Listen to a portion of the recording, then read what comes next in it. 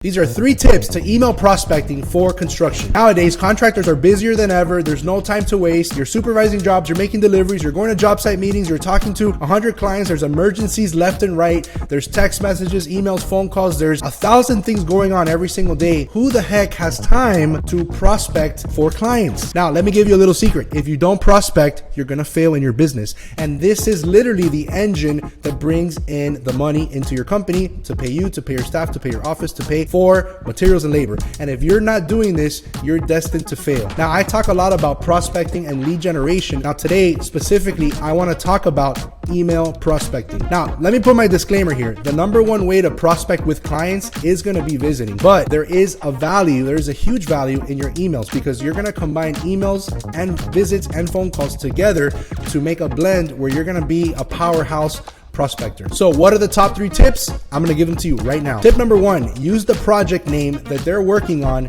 in your email, in the subject, in the body content. Make sure you use that, because what happens is contractors are getting hundreds and hundreds and hundreds of emails. It could be a contractor or a developer. These guys are getting bombarded with proposals, with RFI requests, with change orders, with 1,000 things going on that is very easy for them to just skip over your email, especially nowadays with spam and things like that. So what you want to do, you want to find out the name of the project that they're working on. How do you do that? You go to a platform like the Blue Book, or you can go to ConstructConnect or any of those. And what you do is in your prospecting, you find out the name of the bidders, or sometimes they call it bidders and players, or sometimes they call it key people or something like that. And you want to get the information. And when you email them, you want to make sure you include the name of the project. And then here's a little ninja move that we figured out doing lead generation for our clients. If you put the name of the project -update, that's going to give you like a boost in open rates, because it sounds like they're getting an update on the project. So you want to make sure it's almost like you got to, nowadays with the amount of emails that these people are getting, you almost got to email them like a marketer. Very important. You want to put the name of the subject. You want to put the name of the project -update. Now, tip number 2 is going to be to ask the golden 3 questions. What are the golden 3 questions? Question number 1, can we bid this job? Question number 2, what other projects do you have coming up? And question number 3 is, how can we get on your bid list? Why are these the golden 3 questions? Because when you're doing the prospecting, first of all, you want to get a shot at this job. You don't want to just put together a proposal, cross your fingers and hope that they're going to accept it. You want to actually get your foot in the door. You want to talk to them. You want to email them. You want to visit them and make sure that you get an opportunity to bid this job. So question number 1, can we bid this job? You don't want to just bid a job blindly, submit a proposal, and cross your fingers. I've had tons and tons of subcontractors send me proposals, and I don't even know who they are. They don't visit, they don't call, they just send me a proposal, and they're using this like volume approach. It doesn't work, people. You gotta get specific. You gotta even put the guy's name in the emails. Very, very important.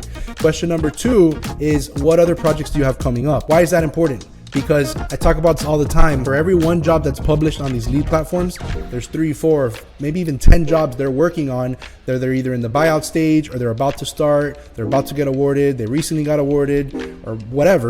Or maybe they're doing a cost plus contract and they don't need to bid, so they already won the job. Those are the best jobs because they're not published, there's less competition, and they're kind of like off market. Those are the best jobs. So you want to find out what else they have coming up. I almost don't even care about the first job. What I want is the behind the scenes job. Is almost more important.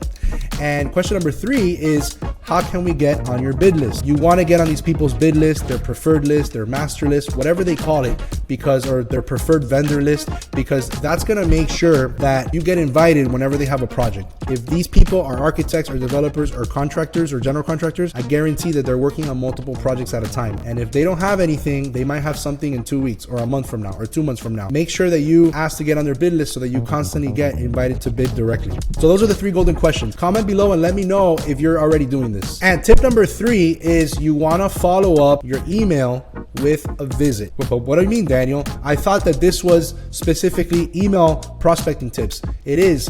If you want to really boost the power of this email, is you want to match the email with the face, because email is very anonymous, it's very transactional, people don't know you, there's no feelings involved. When you go visit them and you shake somebody's hand and you look them eye to eye, there's something that us human beings need in order to I mean, think about this. These guys are gonna hire you to spend hundreds of thousands or maybe millions of dollars on a project, and you think they're gonna do it through just an email? Absolutely not. These guys need to see you. They need to have a meeting. They need to talk about the sequence of the project. They need to know who you are. They need to know a little bit about your character. Now, what's next? You emailed them, you asked the right questions, you visited them, you started that relationship. Now, what you have to do is close. You have to submit your proposal, you have to close, and guess what? There is a very specific, proven strategy that is almost gonna guarantee that you're gonna destroy your competitors. And if you wanna learn how to do that, I'm gonna put a link in the description below to our Contractor Sales Academy, where we're gonna show you how to sell and close construction projects. All right, so go ahead and check it out. Like and subscribe, check out our training program, and I'm here to help you grow your construction business.